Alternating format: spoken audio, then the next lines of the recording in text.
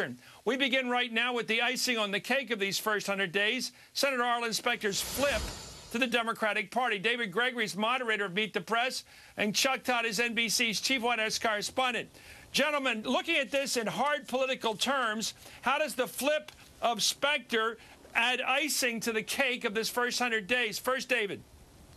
I think it's that image today, Chris. There he is on his 100th day, the new president, and how does he cap it off? By presenting a Republican who's flipped to become a Democrat. He's pulling Republicans over to his side. He widened that appeal of the Democratic Party on Election Day, and after the first 100 days, he's widening that base yet further. And it not only helps him legislatively, it helps with this image of further beating down the Republican Party, giving more juice to the Obama brand of the Democratic Party. I think all of those come into play today as you look at those three out there in front of the cameras. Well said, Chuck. It reminds me of my theory that this is the Chicago brand of Democratic politics. We're the only governing party. We're the only game in town. Look at this. We're magnetizing people like Specter. They're coming aboard. They are, and all of a sudden you're leaving your opponents fighting with themselves, frustrated, casting about, you know, the Republicans, conservatives, they are angry. They're saying good riddance to Arlen Specter. They're mad at the media for playing this up, and at the same time, they're seeing the fact that their party is disappearing in the Northeast, and it appears to me not enough of them are looking at this as a wake-up call. Instead, they're looking, frankly, a little bit surprisingly excited about this moment. Well, you know, it all reminds me of that great scene in the movie Gladiator with Russell Crowe when, to celebrate the opening of a big day at the Coliseum, they bring in the barbarian king in that big cage to show they keep winning the battles in the North. Here's Senator Specter with President Obama today at the White House. I do think, Mr. President, that I can be of assistance. You have projected the administration that I feel very comfortable with. I think I can be of assistance to you, Mr. President, in my views on centrist government. There are a lot of big issues which we're tackling now that I've been deeply involved in. I don't expect Arlen to be a rubber stamp. I don't expect any member of Congress to be a rubber stamp. In fact, I'd like to think that Arlen's decision reflects a recognition that this administration is open to many different ideas and many different points of view, that we seek cooperation and common ground, and that in these 100 days we've begun to move this nation in the right direction. Well, politics makes strange bedfellows, so let's look at the impact on people watching right now. Not the politics here, but the policy. David, you first. It seems to me that if you're out there and you care about this country and what kind of a social policy it has, you're thinking about health care. We all work with people that don't have health care. We know how important it is. David Gregory is Specter. He's in bad health himself, and he's at a late age in his life. Is he likely to resist backing a health care bill, or is he a pretty good bet to join, to put together 60 votes for the Democrats here for health care? Well, the White House certainly thinks that he can be a help. They recognize, though, and the president alluded to it, that he's not the only key to this. They've got some problems on the Democratic side of the aisle as well, in addition to well, he's the Democratic side. Problems. He is on the Democratic side now, right, believe it or not. No, I realize that. So I do think that they think he helps in this regard. He helps on other policy matters as well. They talk about roving coalitions.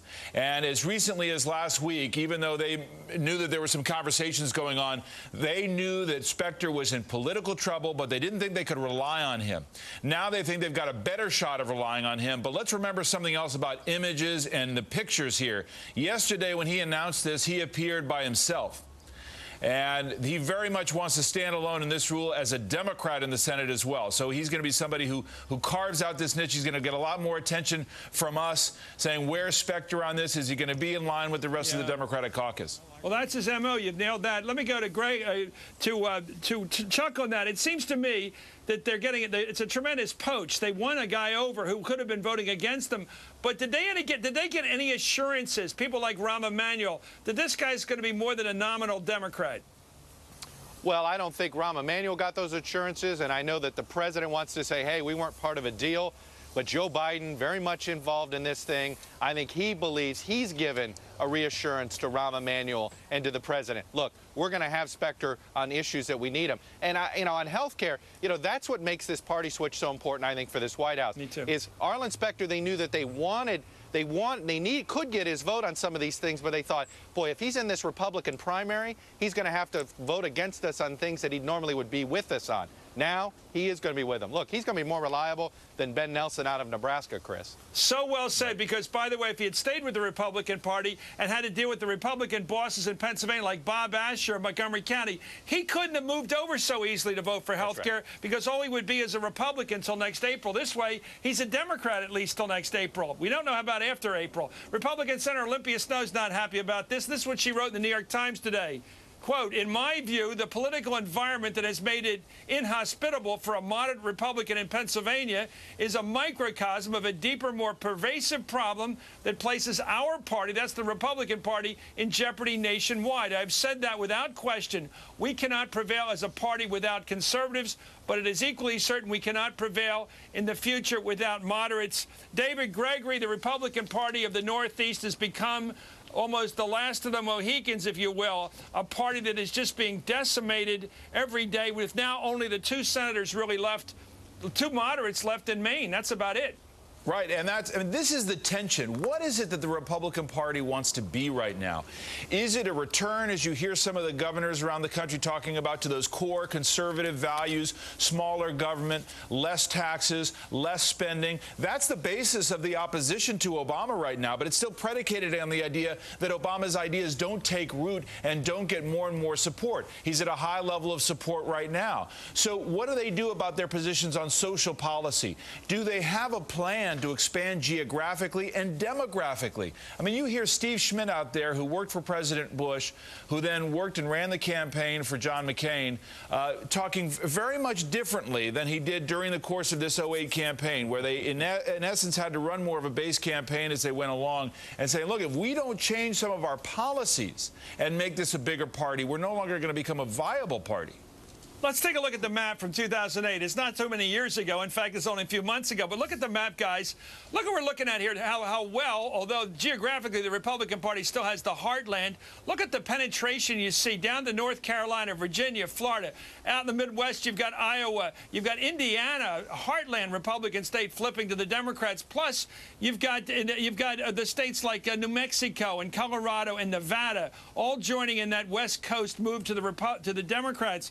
Chuck, Todd, you first. It seems to me, if you look at this map, it's very hard to see how they do launch a Republican threat to this president, even in a couple of years.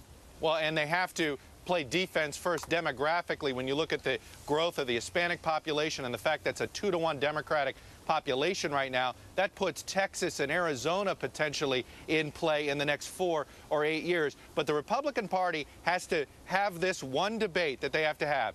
Do they want, what form of government do they want to have? Do they believe government's part of the problem or part of the solution? It's a famous Ronald Reagan saying. Yeah. And you can split moderates and conservatives on that question. There are a lot of Republicans that believe government has to be part of solutions. But those Republicans aren't accepted by a lot of purists in the party. Mel Martinez, who's retiring from Florida, complains about this all the time, and it's one of the reasons, I bet, that he's leaving the Senate. George Voinovich, Kit Bond, these are guys that are also leaving the Senate. They're believers that government can be part of the solution, maybe not the entire solution, but part of it. And until the Republican Party has that, finishes that debate, I don't know where they go in the next 4 years. Also, Chris, look at the fact that in 2008, Barack Obama gets